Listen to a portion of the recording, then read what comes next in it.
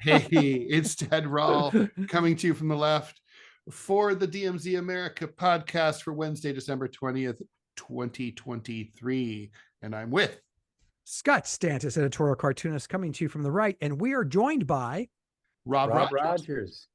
Oh, was I supposed to say it? I didn't know. I want Rob too, because this is a different. Go ahead, Rob. You can speak. Yes, I'm a political cartoonist from Pittsburgh, Pennsylvania. Awesome. The land of John Fetterman. That's right.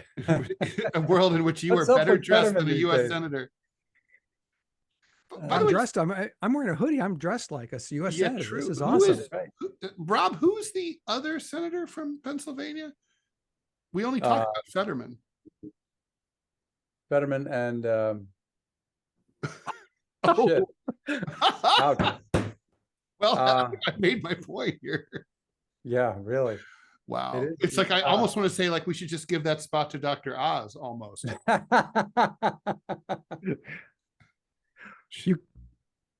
Have we figured it out yet? No, I think it's isn't it Casey? No. Hey Siri, who's the other senator besides Fetterman from the state of Pennsylvania? Oh, now it just popped up. Siri doesn't know. No one knows. What the hell? Who is it, Scott? It just gives me stuff about Fetterman. Hey Siri, who are the senators from Pennsylvania? Casey. Bob Casey Bob Jr. Casey. That's what I said. Okay. Well, you win then. All right. By the way, Bob Casey's that kind of name that like they could have been a political cartoonist. That's true. Bob Casey from the Scranton, whatever. Yeah. Boy, did you see that Casey cartoon on Biden? It was amazing. On Fetterman. On hoodies. Have you ever met him, Fetterman, Rob? I mean, many times. Yeah, several. He was lieutenant governor, right? He was lieutenant governor, and then before that, he was the mayor of Braddock, which is part of Pittsburgh. The part of the larger the urban area of Pittsburgh.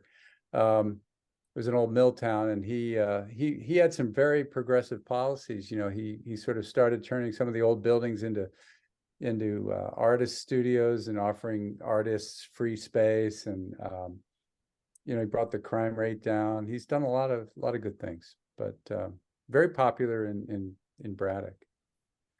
Well, you're popular in Braddock. Well, right. I mean, well, apparently it does mean you can be a U.S. senator. I mean, he's turned that sort of like little tiny, mayorship into a career. So look at him. I mean, it's super impressive for sure. So let's talk about Gaza. I think it's a remarkable situation. There hasn't been a death count. Just to put this in comparative terms, right? Like more people have died in the 141 square miles in Gaza in the first 6 weeks of the war than have died in the entire Russian-Ukraine conflict over the course of 2 years, over a space of 30,000 square miles. So the intensity is just massive. Scott and I have argued about this. I'm sure at least 100,000 Palestinians are dead in Gaza. Actually, that's not true, Ted. The Palestinian Red Cross came out with a number today, reported from NPR. It's 20,000. Still terrible. I mean, that's the if you're one of those 20,000. Yes. That's the official number. But I can make up a number. It is 30 billion people dead, Ted. Well, Scott, let me just say, logically, they only count the Gaza health the dead ones, the ones who stop breathing. Only count the ones that they can identify and they can find. Yeah, because what about all the ones under the buildings? I mean, that's what I'm saying. Buildings have been flattened, and there's got to be hundreds of under each building, that's what I'm saying. At least dozens. Okay. I don't know that that's numbers that I mean, how is that not possible? I mean, these we're talking about tall apartment buildings. I mean, some of these are like 20-story buildings. I mean, a 20-story building comes down. I mean, I think about I'm talking to you right now in a 9-story building, right? I guarantee you, if someone drops a 2,000-pound bomb on this building, you're going to be lucky to pull like 2 or 3 bodies out of here. The rest of us are all going to be smushed up under there forever. And they don't have the Palestinians don't have the high-tech stuff that the Turks have, like from earthquake rescue and stuff, with the special dogs and like the sonar. I mean, they're doing this with their hands. Right. I know. I get that. And listen, I'm not. I'm always take what the government of Palestine hands out as fact. I'm reticent to do that. So 20,000. The Guardian, the New York Times, Wall Street are quoting Journal, the same numbers from, and also, and they all said that like those numbers have, the Gaza Health Ministry has been very reliable. As for many years, they've checked, the numbers have always checked out. Even Biden, he expressed that same doubt that you did, and then he rolled that back and said like, okay, I'm sorry, like those are correct numbers. It's going to be a lot. Why don't we just say a lot, and a loss of life that didn't need to, we could argue that didn't need to happen. Yeah, so I guess the point here is, I wrote a piece recently where I expressed the view that Israel has crossed its Rubicon. They have gone too far this time. It's the first time that they've ever done something that brought the Palestinian cause to a national audience. There's now a national movement for Palestinian liberation, which never existed before. It's the new Vietnam War. It is. I think the Israelis always had a blank check. They felt like they could get away with murder, and I think and now they've gone too far. And also, their goal is obviously to expel the entire population of Gaza out into the desert, and like to let the Egyptians deal with them, and then annex the Gaza Strip. And already the pre-war population was an estimated 2.3 million. According to the United Nations, the HRC, there's only 2.0 million have been displaced. So effectively, 90% of the population is now homeless. They're all living in encampments. They're out in the rain and the cold. It does get, even though it's the Mediterranean, it gets pretty cold and miserable around this time of the year. I know, I've been there. And cholera is now breaking out in Gaza. I think we're like a month or two away from the ethnic cleansing, and they'll just open the gate into Egypt and say, "Go, go, go, fly free, little bird." Well, Egypt's never going to say yes to that. Never. Well, they're not going to have a choice. And then the Americans will pick up the phone and call Sisi and say, "All right, you got to deal with this. Take them, and we'll pay you to deal with it. We'll subsidize it." That's what they're going to do. And then but Egypt doesn't want that kind of radicals in Egypt. They don't want. That would be incredibly disruptive to internal Egyptian politics. No one's asking their opinion. This is just going to be a fait accompli. It's their country, so yeah. Go ahead. No, I mean, sorry, it's gonna be tough shit. Like 2 million people are coming in, and what? The Egyptian people are going to be like, shoot our Palestinian co-religionists? No, they're not. Other countries around Israel who have had a large number of Palestinians have not shared those qualms, Ted. They say, you've been here long enough, but the Egyptians are not going to have a choice. It's just going to be like they're going to have 2 million people pouring over the border. The Pakistanis never want Afghan refugees whenever there's a refugee flow out of Afghanistan. And they always say, we're not taking them. Then they mass at the border. And then they're like, what the fuck are we going to do? We have to. They're going to like pull down the border fence and kill our guards. We have no choice. I mean, yeah, I'm just telling you what Egypt in the past has done, and what I suspect. I think Israel is headed toward. I think Israel is headed toward pariah state, like South Africa under apartheid. I think within a year, I'd be surprised if the U.S. even had diplomatic relations with Israel. I think it's like over. It's certainly that the money is over. That's done. I don't know. What do you think? I can't. Go ahead, Rob. I'm sorry. We're cutting.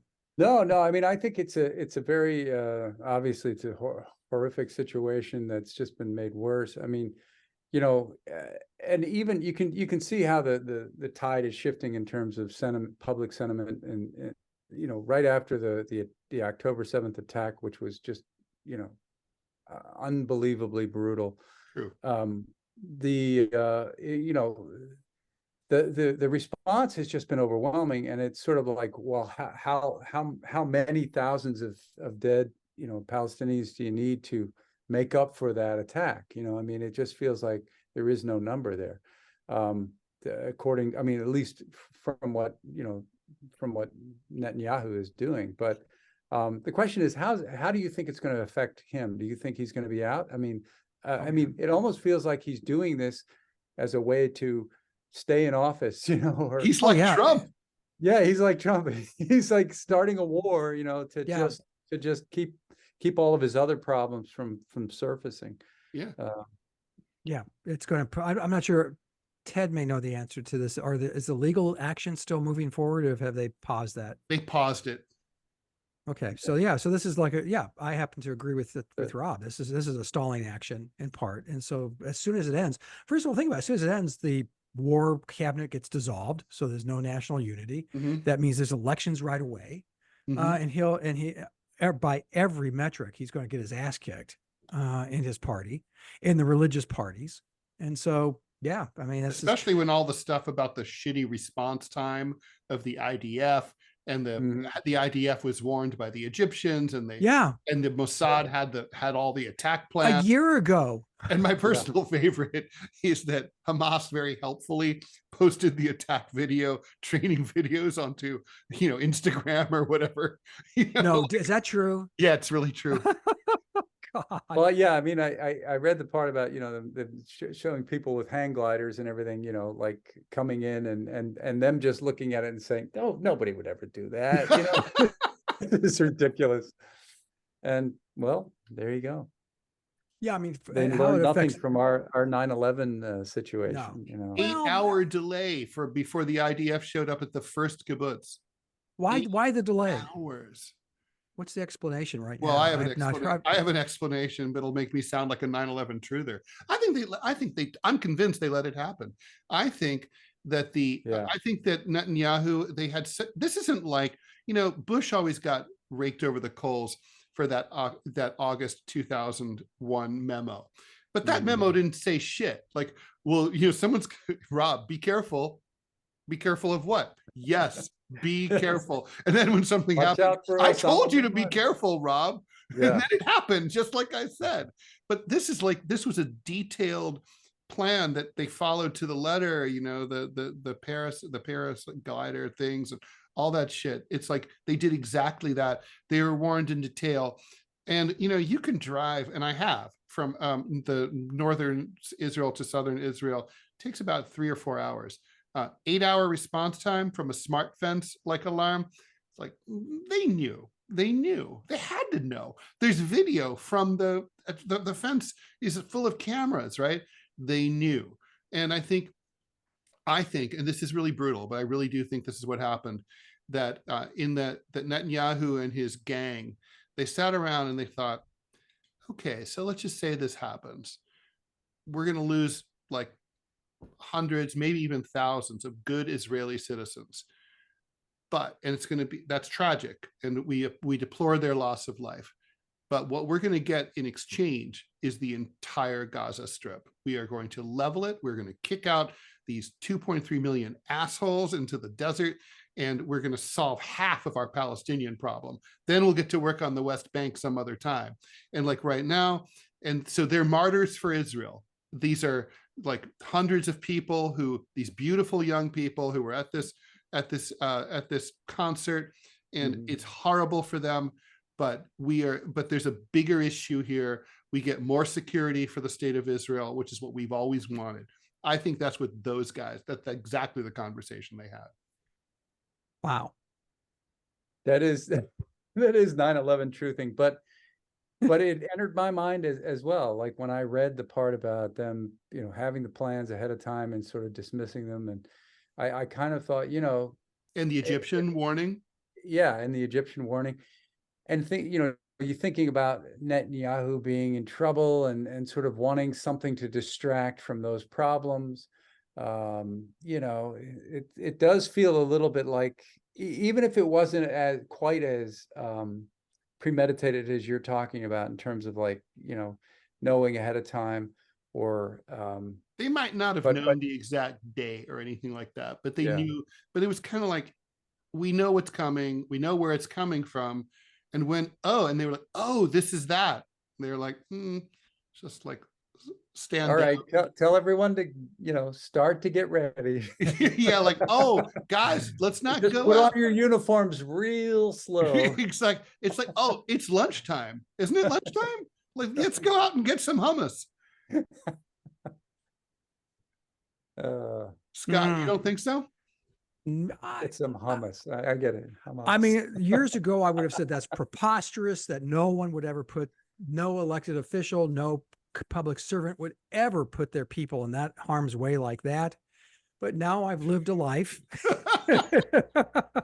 and I'm thinking, you know what, that kind of shit could absolutely be true. If it was just one or two shortcomings of security, I'd be like, governments fuck up.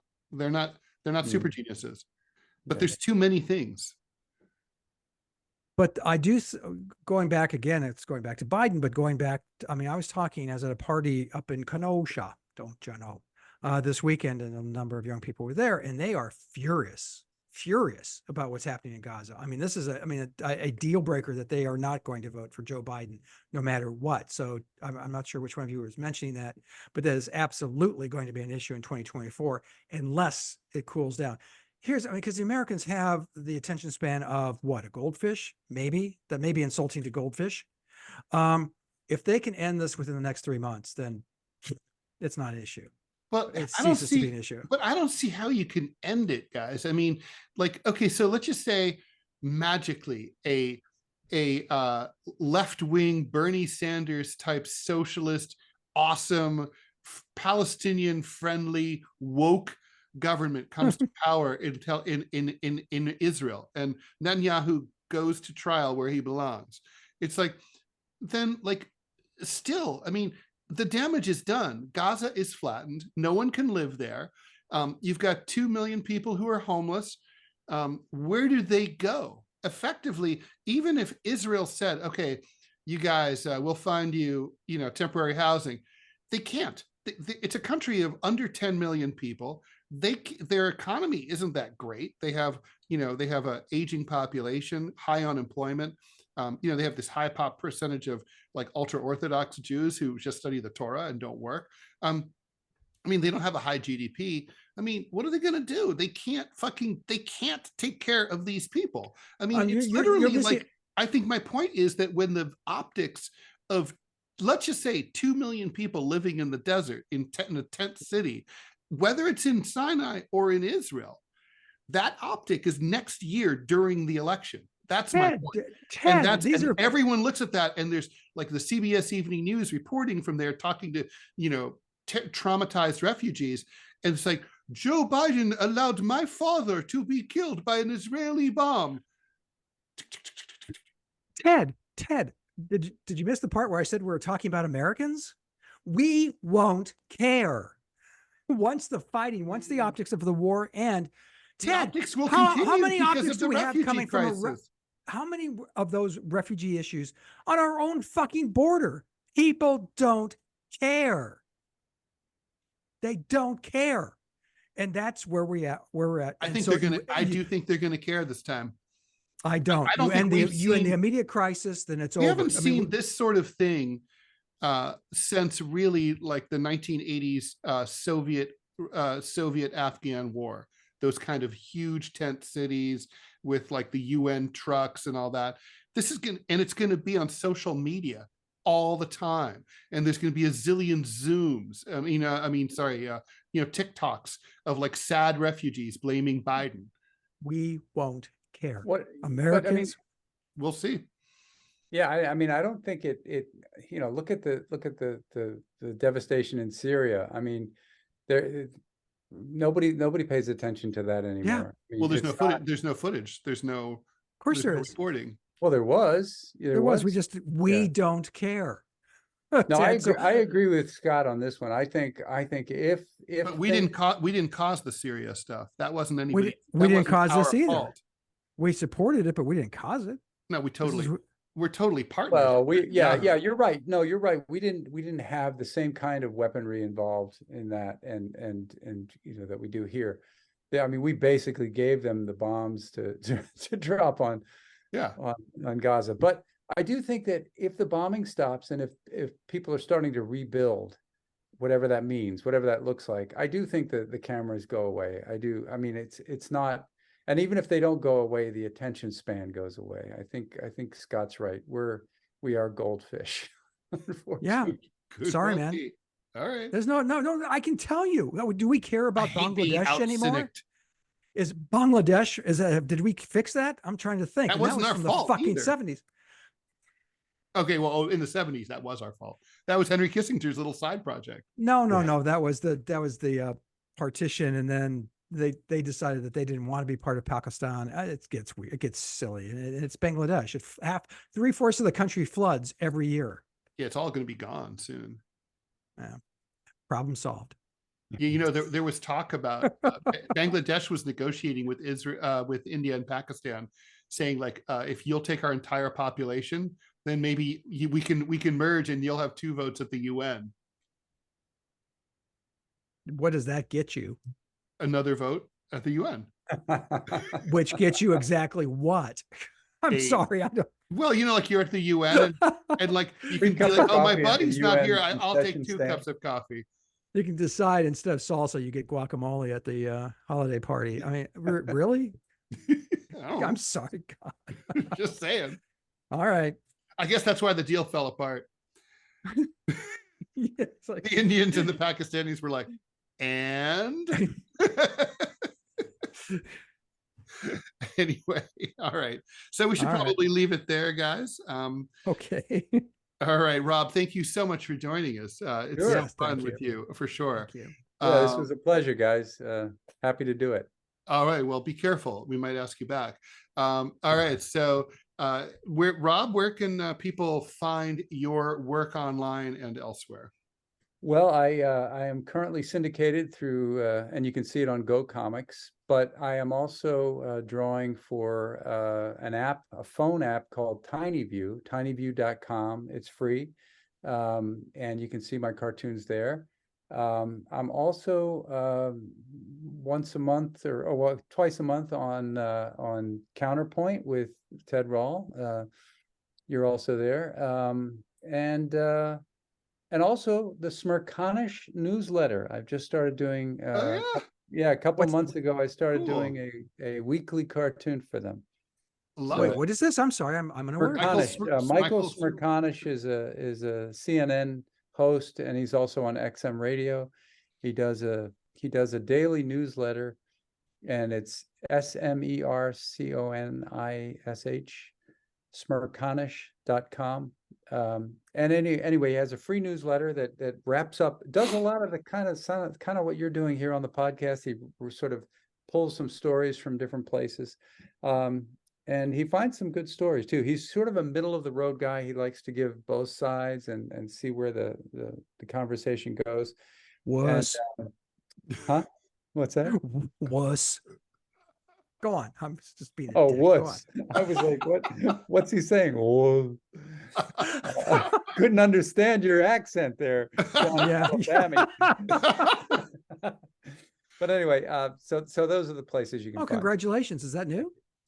Yeah, a couple months now. Yeah. Wow. Rob, Scott and I, we got to go. We're both going to call Smerconish and see if he'll take us instead. Yeah. Yeah, definitely. Oh, no, but we won't do that. But we will do that. But no, we won't. Well, yeah, but we won't tell you. We won't tell you. More to the point. Oh, well, we just did tell you. Oh, shit. Forget it. Oh, fuck. Scott, where can we find your stuff? You can go to gocomics.com/Scott Stantis to see my editorial cartoons. You can go to gocomics.com/Prickly City and see my comic strip, interestingly called Prickly City. You can go to chicagotribune.com opinion and see the work I do for them. You can also go to, starting next month, I can announce it now, Ted. So yeah, my version of the Smerconish letter, I'm going to be drawing once a week for the Dallas Morning News. So I'm back there to drawing. So, and you talk about schizophrenic drawing. Back. Dun, dun, dun, dun, dun. Yeah, talk about schizophrenic, trying to cover Illinois politics and then Texas politics. Holy Mary. But if anyone can do it, that's not me, but I'm going to try. But last but not least, go to centerclip.com, which is a phenomenal app that Ted and I are both engaged in. Rob should probably join it too if he'll adds one more thing to his day. But they're mini podcasts. They're 30 seconds to no longer than 5 minutes. Today's topic of the day is, of course, the decision out of the Supreme Court out of Colorado. And just, it's really kind of cool to have that ability to do an instant take on breaking news. And so that's centerclip.com. So Ted, where can those of us who are curious find all things Ted? And at this point, is this like number 127 or something? I would figure I'm if Ted haven't Rall gone curious. there yet. Yes. If people haven't gone after 126 prior, I think it's maybe 129. They're probably never going to go. This is an exercise in futility. Okay, well, anyway, you can go to my website, rall.com. Also, gocomics.com/Ted Rall. You can go to whowhatwhy.org. Hello, Pope Francis, and congratulations on your blessing of same-sex couples. You and Rob's union is blessed. Yay! I've never felt happier to be gay. And of course I have on Radio Sputnik, or you can listen on Rumble, Monday through Friday, 10 a.m. to 12 noon, the Final Countdown radio show, which you don't have to be listening to live. You can just go on Rumble. We're going to be starting live streaming that on X soon, by the way. Oh, is that right? Okay. Yeah. Rumble, by the way, we'll talk about it after. Rumble is getting some huge traction right now, especially right-wing media, but it's really growing like huge. Well, what is publicly cool is traded. they do not censor anything, even if you're like a far lefty or whatever. They do not care. It's interesting. So I get to stream whenever I'm on with Ted and Angie. I mute this so I can see them as I talk to them. That's not good. You should never look at. Great. You can look at her. But what's the funniest thing is I can always tell what time Ted got up. And you can also tell by whether I'm wearing my pajamas. I know you get up to go get coffee and Ted, we can still see you. Ted. No, he's never done that yet. No, I haven't. Have you? What was it? No. What was that? What was that guy's name? It's the Jeffrey Toobin. No Jeffrey Toobin moments. No Toobin. No Toobin. You're Toobin. No showing off my Toobin. All right, guys, it was a pleasure as always. So thank you very much. And I'm going to hit stop. Bye, everyone. Ciao.